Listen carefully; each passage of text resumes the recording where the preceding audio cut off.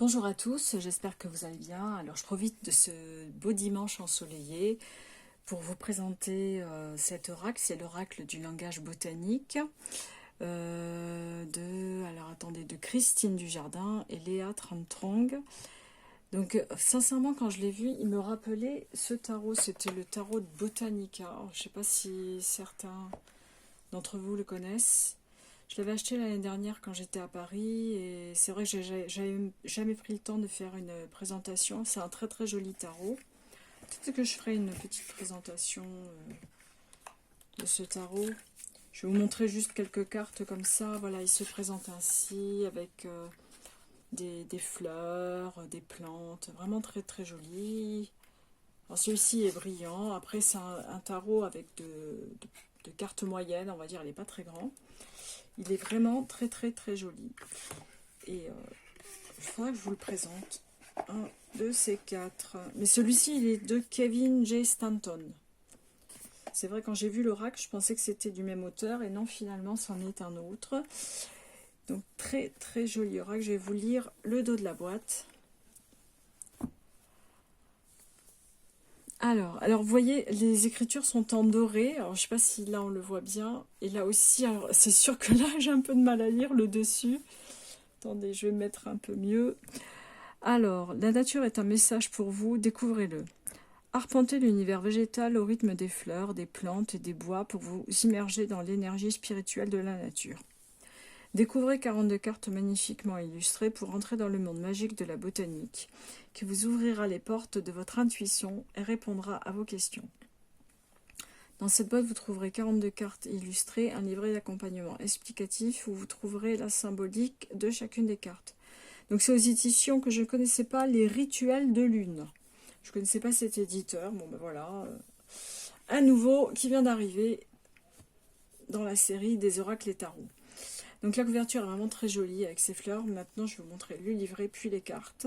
Donc vraiment c'est un oracle, je pense un petit peu de divination et un petit peu de guidance. Alors c'est vrai qu'à travers les fleurs, sincèrement moi je ne peux pas lire, hein. Je regarde les images, elles ne me parlent pas. Mais visiblement c'est associé à une émotion ou à quelque chose de plus précis, on va dire, ça donne des réponses plus précises. Donc c'est pour ça qu'il est essentiel, je pense, d'avoir le petit bouquin. Alors ça c'est l'intérieur avec des encoches. Alors ce qui était amusant, c'est que les cartes étaient serties d'un petit carton, ça change un peu. Ça évite d'abîmer les cartes, il est rigide. Et j'ai pas eu du mal à l'enlever, je l'ai retiré comme ça. Enfin vraiment, peut-être qu'ils devraient tous faire pareil en fait, hein. Je vais vous montrer les cartes après.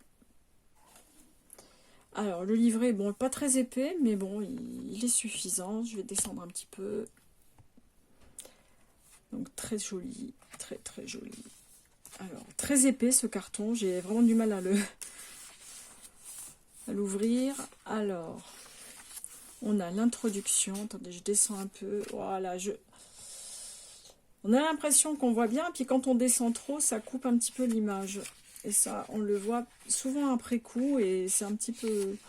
Ce serait un petit peu dommage de rater une vidéo comme ça. Donc, on a le sommaire. L'introduction, pardon. Comment utiliser cet oracle?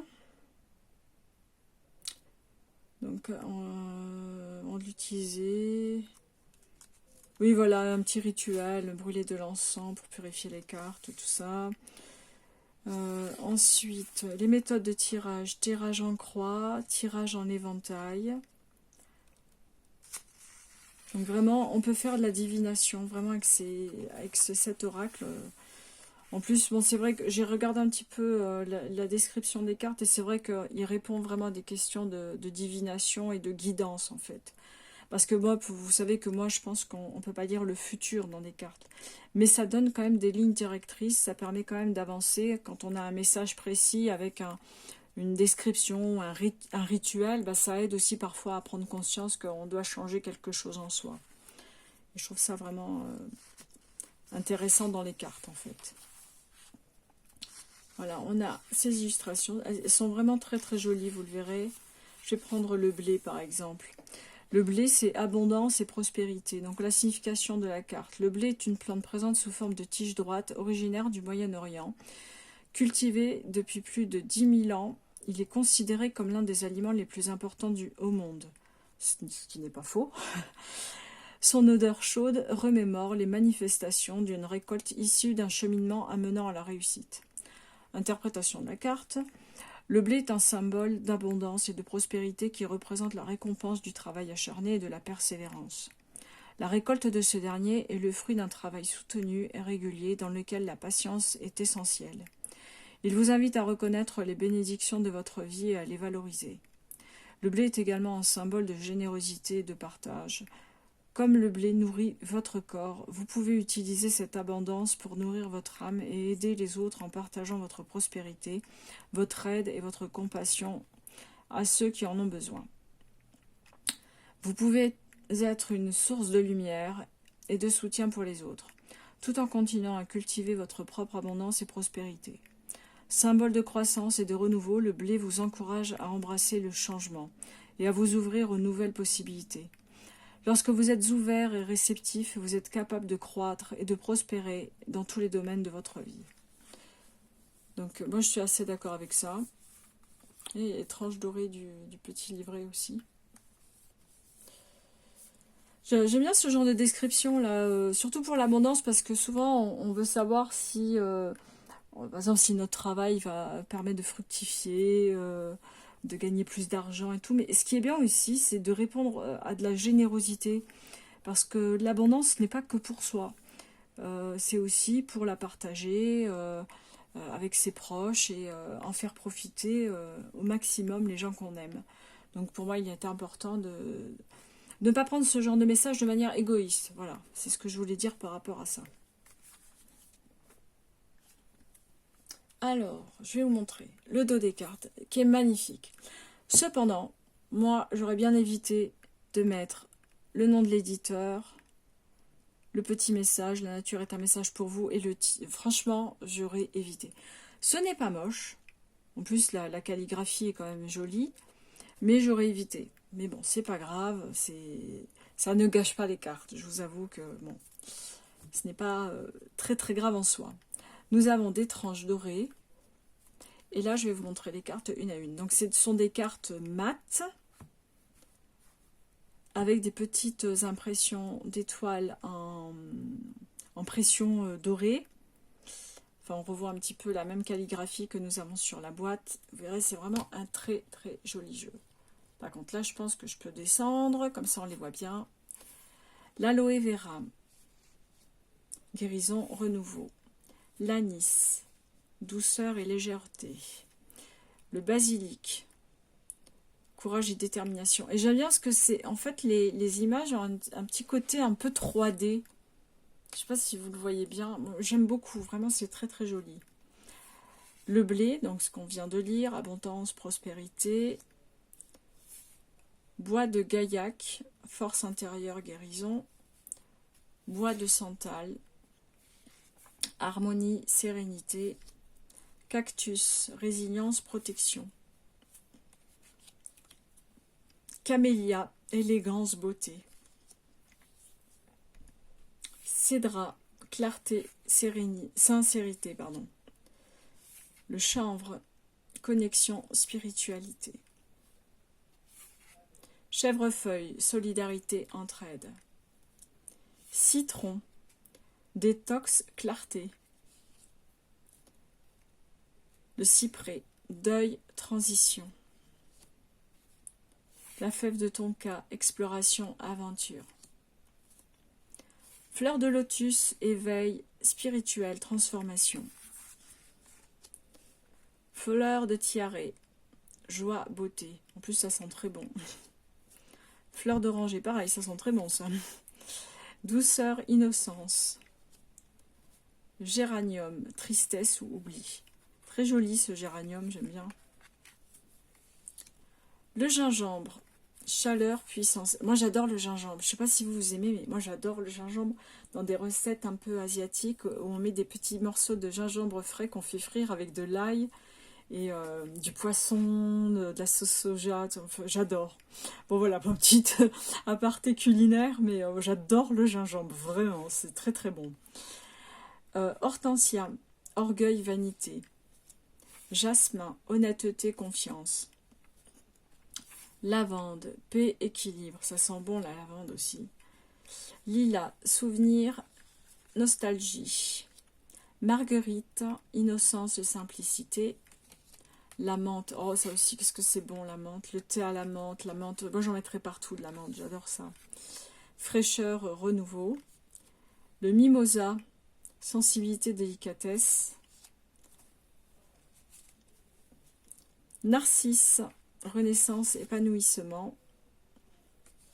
Orchidée, élégance, créativité. Le patchouli, j'adore cette odeur aussi. Le patchouli, ça sent très très bon. Alors, le patchouli, c'est rêve, imagination. Pétunia, très très jolie carte. J'adore cette carte. C'est très joli. J'adore ce rose. Très très beau. Expression, créativité. Pivoine, très jolie fleur aussi. Confiance, patience. Pomelo, énergie, vitalité. Le romarin, ça sent bon ça aussi. Mémoire, connaissance. La rose, très, très jolie fleur aussi. Amour, romance, bien sûr. La sauge, introspection, purification. Alors, petite aparté aussi, la sauge, c'est excellent pour la circulation du sang.